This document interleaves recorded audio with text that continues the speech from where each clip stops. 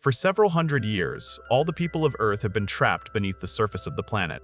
This happened because, in the future, Earth's atmosphere suddenly became dangerously polluted, and people began dying as they could no longer breathe properly. To prevent the complete extinction of humanity, scientists from around the world stepped forward and built a massive underground colony known as the silo. This enormous structure was designed so that 10,000 people could live together across multiple floors. Life inside the silo was highly regulated and strictly systematic. Every action had rules. Even the decision to have children was not left to personal choice. Any couple wishing to become parents had to wait for their names to be selected in a citywide lottery. Everyone was forced to obey the silo's rules because they all knew one truth. The moment anyone stepped outside, death was certain. This time, when the lottery results are announced, the names of Sheriff Baker and his wife Allison are called. Hearing this, both of them are overjoyed, as they have been waiting for this moment for a very long time. According to the rules, they are given 1 full year for Allison to conceive. After receiving the news, they go to the cafeteria area to eat. There, a woman named Sophie suddenly approaches them and says that she can help improve their fertility. However, Baker asks her to leave because Sophie behaves strangely and her mental condition does not appear stable. After this, Baker takes Allison to a doctor and has her contraceptive device removed. During the visit, the doctor's conversation makes it clear that Baker and Allison had already won the lottery twice before and had tried to conceive, but both attempts had failed. Afterward, they return home, where Baker becomes intimate with Allison. The next day, Allison goes to work, where her boss Warner confronts her angrily. He scolds her for publishing an article on her blog without his permission. In the article, Allison explained how data could be recovered from old memory devices. Allison tries to justify her actions, saying she only published it because her method could help many people. Warner calmly warns her to avoid doing such things again. When Allison later tells Baker about this incident, he also advises her to strictly follow the rules of the silo. 6 months pass, but despite repeated efforts, Allison does not become pregnant. Still, neither she nor Baker worries too much, because they have nearly 6 months remaining, which feels like a long time. The next day, Freedom Day, is celebrated inside the silo, giving everyone a holiday. The colony's mayor arrives at the cafeteria area to deliver a speech. A massive screen installed there displays live CCTV footage of the world outside the bunker, ensuring that no one even considers leaving after seeing the horrifying condition. During the event, the mayor notices that the lenses of the outside cameras have become badly damaged and must be cleaned immediately. However, the biggest problem is that cleaning the cameras requires someone to go outside the silo. Anyone who has ever done this has died within minutes. Because of this, a strict rule exists. Anyone who breaks the silo's laws will no longer be allowed to live there. If someone openly declares that they no longer want to stay in the silo, they are sent outside, but once they leave, they are never allowed to return. Only people who have completely lost hope choose this option. As time continues to pass and Allison still does not conceive, she becomes deeply worried and decides to meet Sophie again. Sophie takes her to her home and immediately turns on the tap, letting water run so no one can overhear their conversation. Allison finds this behavior confusing. Sophie then reveals that several years earlier, there were multiple rebellion groups inside the colony. These groups wanted to open the silo and go outside. They tried many methods, but none succeeded. To protect their power, certain hidden members of the government killed the rebels and destroyed all the hard drives and books from that era. Allison cannot understand why the government would hide such a secret. Sophie then claims that the government is also responsible for Allison's inability to become pregnant. Even after winning the lottery, women are not easily allowed to become mothers. Allison is confused, but somewhere she feels this could be true. She returns home and tells Baker everything. Baker refuses to believe it and decides to send someone from the mental health department to check on Sophie. The next day, a mechanic named George, who lives on a lower floor, submits a computer maintenance request to Allison's company. An engineer must visit his home, and Allison is assigned the task. Upon hearing this, Allison goes straight to Baker's office and becomes intimate with him there, knowing that she will be extremely tired later and unable to try for a baby that night. Their co-workers hear the sounds and laugh. When Allison reaches George's home, he reveals that he intentionally submitted the request at a time when all other workers would be busy, ensuring that Allison would be sent instead. Allison does not understand why George wanted to meet. George then shows her an old hard drive from the time of the rebels. He explains that someone gave it to him, and after reading Allison's article, he tried to repair it but failed. Curious, Allison begins recovering the data herself. She finds old files and detailed blueprints of the silo. Realizing the danger, she tells George to hide the drive, warning that he would be imprisoned if anyone discovered it. That night, when Baker tries to be intimate again, Allison refuses because she is completely exhausted. The next day, she returns to George and examines the recovered data further. She discovers photographs showing that the outside world is now healthy and beautiful, filled with birds and flowing rivers. Both Allison and George are stunned, having never seen anything so beautiful before. Time passes, and 1 full year comes to an end. Allison still does not become a mother. Both she and Baker are heartbroken. One day, Baker returns home and finds Allison extremely distressed. She tells him that Sophie was right. It was not that they were incapable of becoming parents, but that the government never wanted her to get pregnant. Allison shows Baker another contraceptive device that had never been removed and that they were never informed about. Baker is shocked. As Allison's condition worsens due to removing it, Baker rushes outside to call a doctor. Taking advantage of the moment, Allison leaves the house and begins shouting at people, accusing the government of deceiving them and insisting that the outside world is completely safe. The people in the cafeteria are stunned and assume Allison has lost her sanity. Allison declares that she wants to go outside at any cost. By saying this, she commits a grave mistake, because the silo's law states that anyone who speaks about going outside must be sent out the very next day, never to return. A desperate Baker goes to the mayor to plead for help. The mayor is deeply saddened but powerless to intervene. Baker then goes to Allison, where she tells him that the outside world is truly completely. Allison insists that the outside world has fully recovered and that humans can survive there now. She describes a world filled with birds, flowing rivers, and greenery in every direction. She further explains that the images shown on the cafeteria screens are deliberately false fabricated to frighten people and keep them imprisoned inside the silo. Hearing this, Baker repeatedly begs Allison to reconsider her decision. However, Allison refuses to back down and remains firm in her belief. The following day, everyone gathers in the cafeteria, standing in front of the large screen. Whenever someone is sent outside, the entire population watches. Allison is then dressed in a special protective suit designed to keep her alive just long enough to clean the cameras positioned outside the silo. And exactly that happens. Allison steps outside and immediately cleans the camera lenses. Inside the cafeteria, the people feel relieved and happy. However, no one can see birds in the sky, and the outside environment still appears as lifeless and ruined as before. According to Allison, though, none of this seems to bother her. She continues walking forward. Suddenly, she collapses to the ground and dies. Baker and everyone else are devastated. Baker is completely broken by Allison's death, so much so that even 2 years later, he never marries again. After this period, his colleague Matt approaches him and hands him George's file. George had died some time ago, and his death was officially ruled a suicide. According to the report, George had jumped from the 120th floor of the silo. However, the truth may have been something entirely different. Lost in thought, Baker suddenly tells Matt that he also wants to go outside. Matt is shocked by this declaration. According to Baker, he has discovered something crucial, something the people of the silo know absolutely nothing about. Matt tries to stop him, but Baker refuses to listen. He returns home and begins preparing himself to leave the silo. When Baker goes outside, everyone watches him through the cafeteria screen, just as they had watched Allison. The moment Baker steps outside, he is completely stunned. He first cleans the camera and then starts walking forward. What Baker sees confirms that Allison was telling the truth. The outside world has healed. Birds are flying across a blue sky. However, inside the cafeteria, the people continue to see the same ruined, lifeless world on their screens. But if the outside world is truly safe, then why did Allison die? To find the answer, Baker walks toward Allison's body. On the way, he begins to suffocate. Struggling desperately, he removes his helmet, but even then, he cannot breathe properly. Baker also dies. This raises a terrifying question. If the environment outside is clean, why was Baker unable to breathe? As this entire scene plays out on the cafeteria screen, a woman named Juliet watches in complete shock. She is deeply saddened by Baker's death, and her grief quickly turns into anger. Furious, she shouts that Baker was a liar. After this, she storms off to her factory, where a massive generator is installed, one that supplies power to the entire silo. She vents her anger there. Meanwhile, Matt visits Baker's cabin while remembering him. Inside, he discovers a letter written by Baker. According to the letter, Baker wanted Juliet to be appointed as the next sheriff. Matt is stunned. He cannot understand how Baker knew Juliet so well, nor what Baker had been doing behind his back for the past 2 years without his knowledge. Still, Matt respects Baker's decision. He goes to the mayor and informs her about the letter.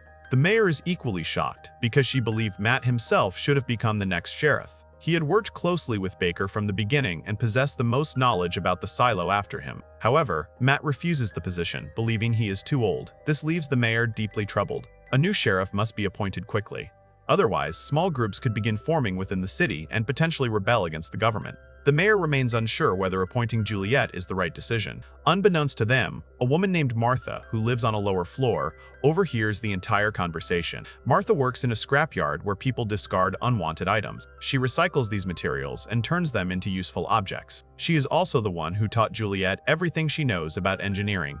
At that moment, Juliet herself arrives, still burning with anger over Baker's death. Martha asks why she is so furious. Juliet explains that a year earlier, before joining the generator department, she was in a relationship with George. During that time, George told her he had discovered something extremely dangerous, something he could not reveal openly, but promised to explain everything later. Because of this, they planned to meet at Juliet's home at night. That night, when Juliet returned home, George was nowhere to be found. Instead, she noticed a small tray placed on her table. On it was one of George's old toys, something Juliet had previously seen at one of his secret locations. Inside the plastic wrapping was also a note, written by George, asking if she remembered where she had seen it before. Confused and exhausted, Juliet decided to rest. The next day, while at work, she learned that George had jumped from the 120th floor and taken his own life. Juliet was devastated. She knew with absolute certainty that George would never do such a thing. She believed someone had killed him because he was getting too close to the truth. Determined to speak out, Juliet went to the police station. An officer accompanied her to investigate the location where George had fallen. On the way, they were joined by Baker and Matt, who arrived with them at the site. After examining the scene, Baker realized that George had landed at the 3rd mechanical level, and because no one was present at the time, it was impossible to determine whether George jumped or was pushed. While there, Baker noticed the watch Juliet was wearing and was visibly shocked. When he asked about it, Juliet explained that George had given it to her. Later, they examined George's body and found no signs of struggle, indicating that he had jumped voluntarily. Even so, Juliet refused to accept this conclusion. Juliet still believed that Baker would help her find George's killer. She privately shows Baker George's note and the toy. Baker does not immediately understand their meaning. Juliet then explains that George had been searching for something and had secretly arranged several hidden living spaces throughout the silo. She had seen the toy at one of those locations before. Hearing this, Baker asks her to take him there. Juliet agrees, on the condition that no one else be informed. Baker accepts. Juliet leads him to a lower, rarely visited area of the silo. Using a tunnel-like passage, they reach an old boat where the path appears to end. Juliet moves the boat aside, revealing a hidden tunnel leading further inside. Baker does not understand what lies beyond. As they proceed, they enter a narrow tunnel with walls covered in countless drawings, older even than the rebellion itself. It is impossible to tell who made them. Moving deeper, they come across a massive drilling machine, the very machine used to dig the silo underground. Everyone had believed this machine was removed after construction was complete. Juliet, however, had seen all of this before. Baker is deeply shocked by everything he sees. Juliet then takes him with her to George's small hidden camp. Inside a box kept, there is where Juliet had first seen the toy. The box also contains other old items, including a camera. However, neither Baker nor Juliet understands what it is, because in their time, cameras are no longer used, and people have forgotten that something like video recording ever existed. They are only familiar with live footage shown through CCTV cameras.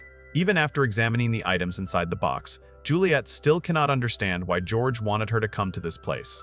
Just then, her eyes fall on a pit nearby filled with thread. Compared to last time, there is now much less thread in it. Thinking carefully, Juliet begins searching around for the missing thread. By chance, she finds it at another spot. Following the thread, Juliet and Baker reach another bag. Inside this bag is the same hard drive on which George and Allison had earlier watched videos of the outside world. Later, out of fear of being caught, George must have hidden it there. Along with the hard drive, the bag also contains Allison's notes explaining how to recover data from it. Seeing the handwriting, Baker immediately realizes that the notes were written by his wife. Because of this, Baker now understands that Allison and George knew each other. He also realizes where the watch Juliet is wearing came from.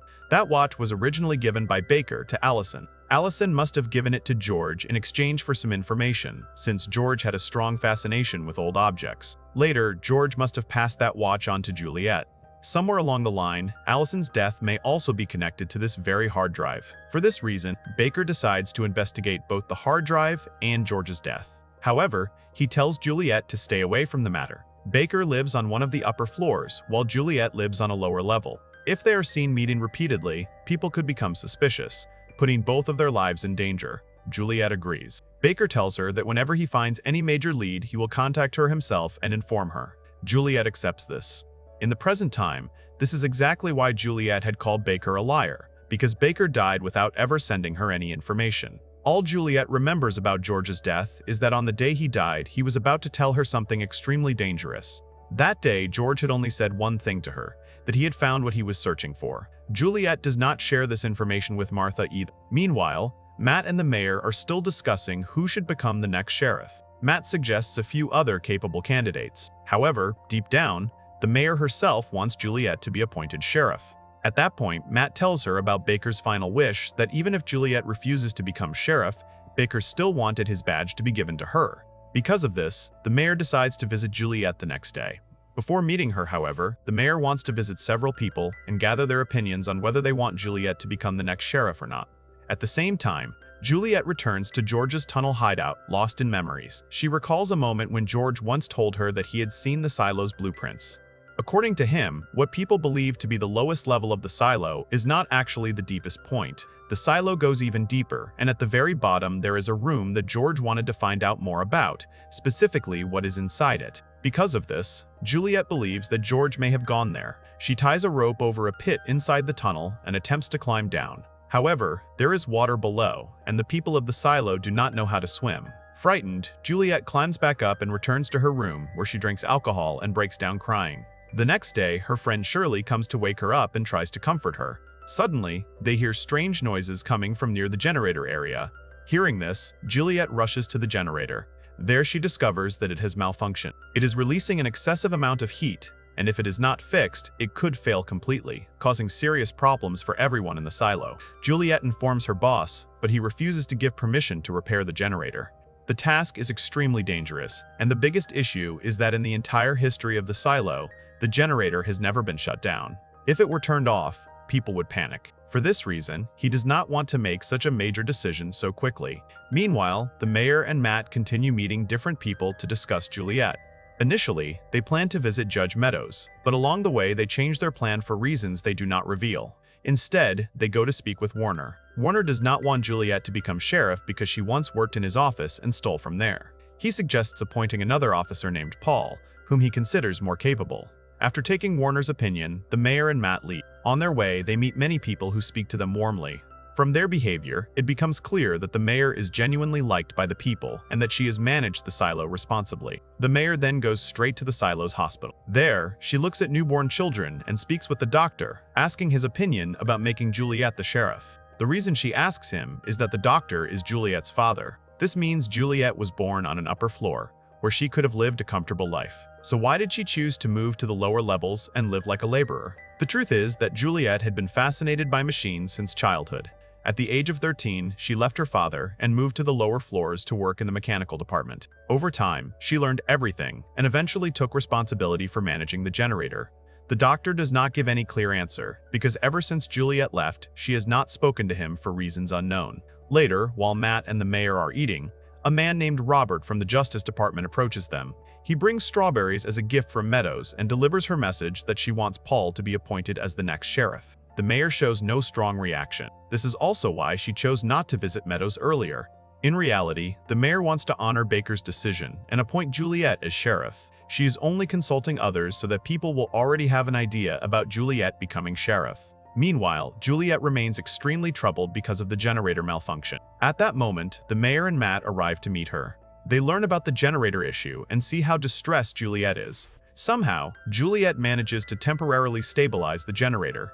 Seeing this, the mayor and Matt become confident that Juliet will always fulfill any responsibility she takes on. Afterward, the mayor visits her old friend Martha, the elderly woman who works in the scrapyard and whom the mayor has known since childhood. She asks Martha for her opinion on making Juliet the sheriff. According to Martha, Juliet is truly a very capable woman. After some time, the mayor returns to Juliet with Matt. She tells Juliet that Baker had chosen her as the next sheriff. Juliet is shocked and immediately refuses, saying she has never done any sheriff's work and that the generator needs her more. The mayor asks her to reconsider, but when Juliet's answer remains the same, the mayor hands her Baker's badge according to his final wish and leaves. Juliet carefully examines Baker's badge. Seeing something on it, she is completely shocked. She runs outside the factory, stops the mayor and Matt, and tells them that she is ready to become sheriff. But first, she wants to fix the generator. For the good of the people, it is not difficult for the mayor to order Juliet's boss to comply. She instructs him to fully accept Juliet's decision. Everyone agrees that the repair work will begin at 10:30 p.m., take approximately 2 hours, and that the silo will operate on backup power during that time. The mayor announces this decision to everyone using microphones. Hearing this, the people become very anxious because backup power has never been used before in the history of the silo. Now, to fix everything properly, the factory Shirley shows everyone a detailed diagram of the generator.